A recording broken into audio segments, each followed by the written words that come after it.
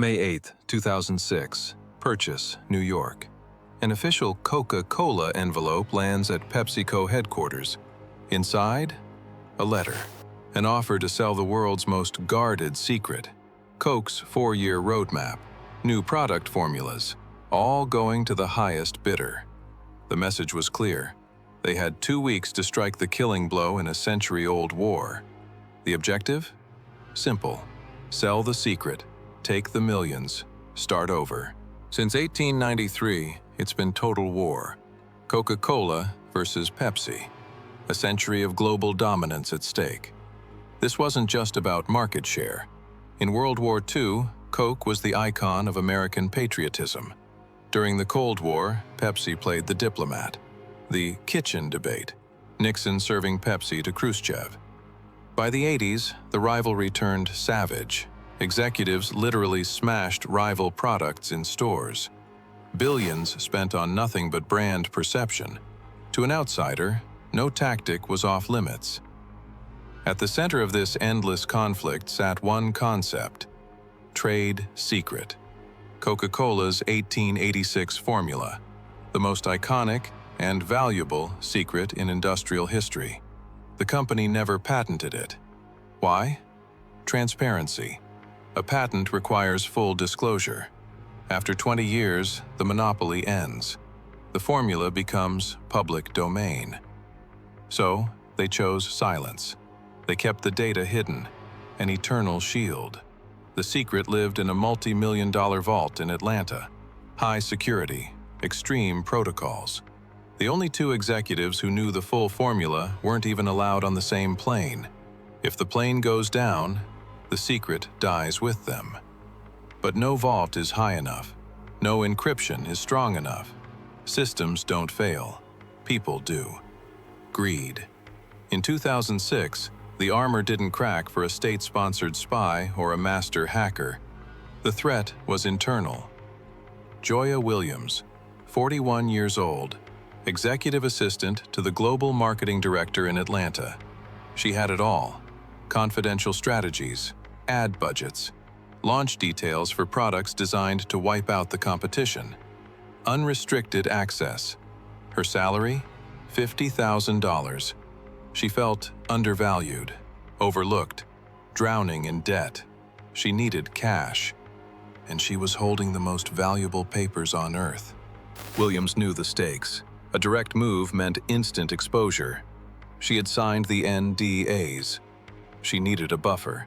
She reached into the underworld. Enter Edmund Duhaney, an ex-con with a history of cocaine distribution. Duhaney knew this was too big for one man. He brought in Ibrahim Dimson, a specialist in bank fraud. The triangle was complete: the inside man for the leak, the broker for the logistics, the front man for the buyer. April 4th, 2006. The meeting. Williams breaks it down.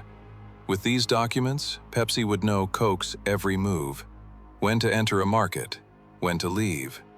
A multi-billion-dollar advantage. But she didn't just steal paper. She scoured files at the heart of the company. She grabbed a vial, a white-labeled glass prototype for a top-secret product. Codename Project Lancelot. Dimson took an alias, Dirk. On May 8th, he sent the letter. It landed on the desk of PepsiCo's senior VP of Insights and Innovation. The promise? Absolute. Top-secret marketing intel, physical samples, data only a handful of people had ever seen. They made a fatal strategic error. They thought the century-old blood feud was above federal law. They were certain Pepsi would drop their morals and write the check. They thought the trap was perfect. Until that envelope was opened on their rival's desk. May 8th, 2006. That infamous Coca-Cola envelope lands at PepsiCo headquarters in Purchase, New York. The target? Antonio J. Lucio, Pepsi's senior VP of Insights and Innovation. Ibrahim Dimson, using the alias Dirk, made his claim. He had highly classified detailed marketing data, intel seen by only a handful of Coke executives. He offered physical samples of unreleased products. The secrets were going to the highest bidder. Pepsi had exactly 2 weeks to decide. He made that perfectly clear. Dimson, Williams, and Duhaney, the trio thought they had pulled off the perfect heist. In Atlanta, Joya Williams sat at her desk, frantically sifting through files that dictated the company's future.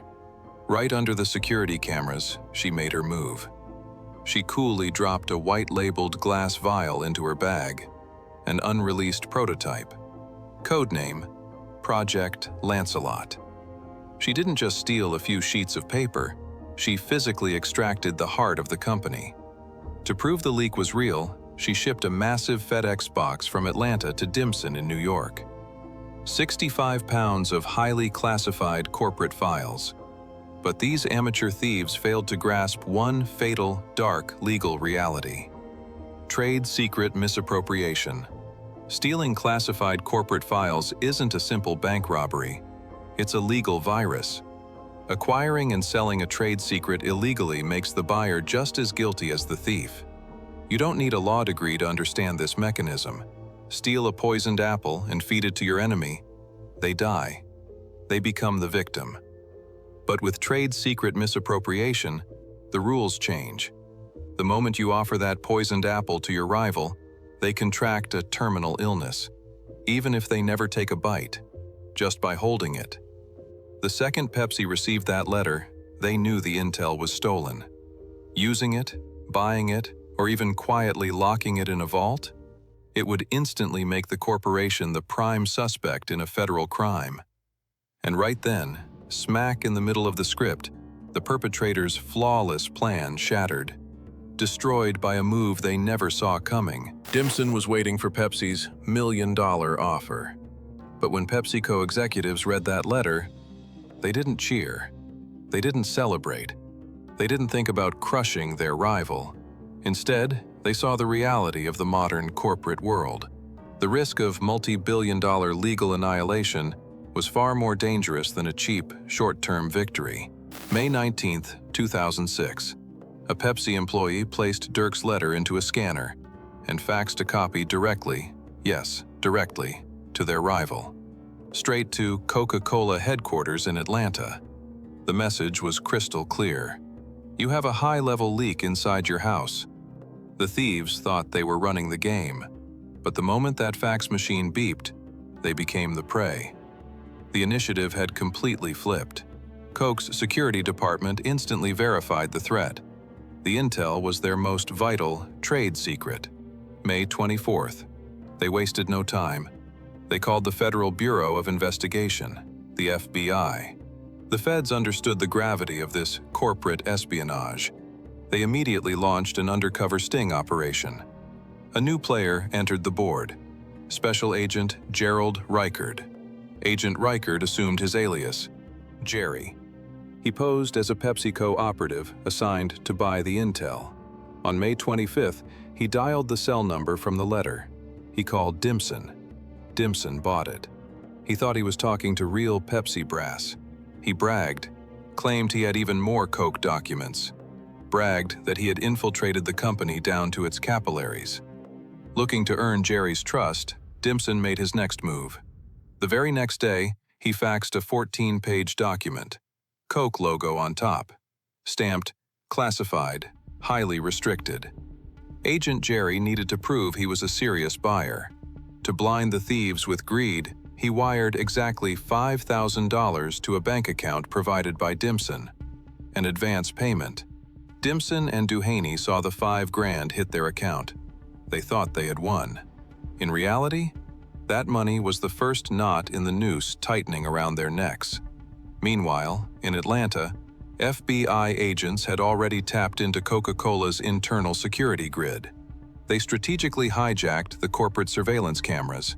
Sitting behind the monitors, they watched Joya Williams.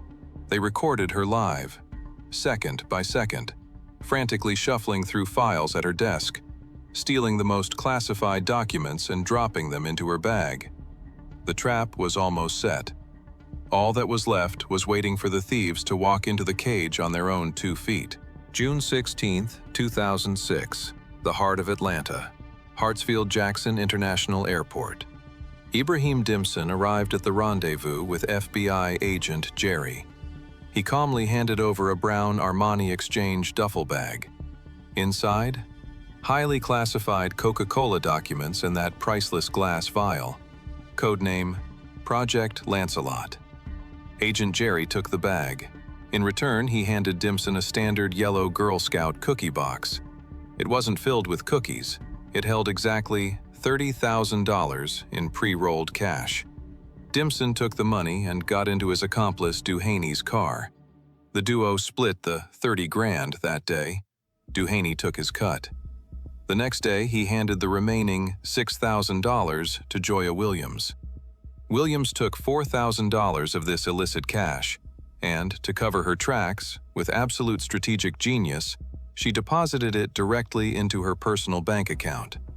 She created the irreversible, indelible, perfect financial evidence that would be used against her in court. With her own hands. The perpetrators thought they had hit the jackpot. They celebrated. But the FBI was tightening the net for the kill shot. They didn't just want the documents, they wanted to swallow the entire network in one single bite. June 27th. Agent Jerry called Dimson again. He said he was ready to pay exactly $1.5 million, a lump sum, for the remaining trade secrets, corporate files, and future product prototypes. Blinded by the zeros, the perpetrators dove blindly into the trap. To receive this massive $1.5 million illicit transfer, they wasted no time. They opened a joint bank account. The morning of July 5th, simultaneous FBI raids hit. Doors were kicked in. Williams, Dimson, and Duhaney were pulled from their beds. Charged with wire fraud and trade secret theft, handcuffs clicked. The greatest corporate heist in history ended before it even began. So why did all this happen? Daytime media peddled Pepsi's facts as a grand epic of corporate ethics, played them off as the angels of mercy, but the truth was hidden in boardroom risk analysis. Pepsi executives had executed a flawless Xanatos Gambit. Buying the stolen formula wasn't just an ethical slip. In American intellectual property law, it was pure corporate suicide. If Pepsi had bought those secrets, they would have been prosecuted as a criminal enterprise under RICO laws. And during federal legal discovery, their own secrets would spill right onto their rival's desk. But the most lethal threat was the fundamental law of the market: commoditization. Pepsi, producing exact replicas of Coke in their own factories, would instantly destroy that 130-year myth. The premium brand value. Gone. The beverage would regress to a basic raw material. Profit margins for both giant corporations would crash to the bottom. Simultaneously, Pepsi saw it right there at the table. Destroying their enemy would trigger their own multi-billion-dollar extinction.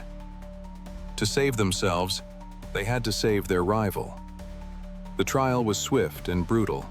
Duhaney and Dimson immediately pled guilty, cut a deal with the prosecution. Joya Williams? She chose a jury trial. On the stand, under oath, she claimed the documents were stolen from her, claimed those ex-cons broke into her house using a spare key hidden under the mat. Judge J. Owen Forrester didn't buy those amateur lies designed to obstruct justice. For corporate theft and perjury, Williams was slapped with exactly 8 years in federal prison. You don't always need massive firewalls, untraceable hackers, or state-sponsored spies. Sometimes, all it takes to collapse an empire from the inside is a disgruntled assistant and desperate greed.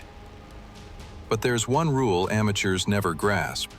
In the corporate world, blood feuds aren't street fights. Trillion-dollar balances operate far above cheap revenge and personal rage. Sometimes, protecting your enemy's secret is much more profitable than destroying them.